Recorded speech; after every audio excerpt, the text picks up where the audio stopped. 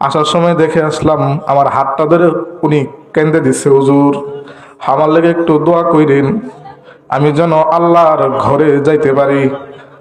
প্রতিনিয়ত নামাজ একটু কম কম পড়তো।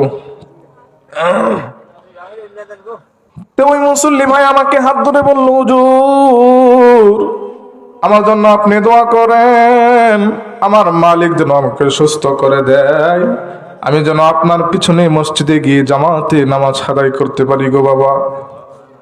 আজকে আমার শরীরটা সুস্থ আছে, আমার অঙ্গ প্রত্যঙ্গ সব চালু আছে, আমি চাইলেই হেঁটে হেঁটে মসজিদে যাইতে পারি গো, আমি চাইলেই দাঁড়িয়ে রুকু সেজদা করতে পারি।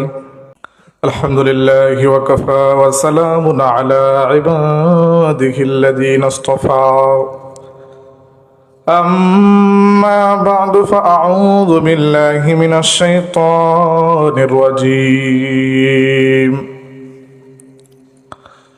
بسم الله الرحمن الرحيم. يا أيها الذين آمنوا اتقوا الله وكونوا مع الصادقين. قال النبي صلى الله عليه وسلم لكل شيء معدن تقوى، لكل شيء معدن ومعدن التقوى قلوب المؤمن.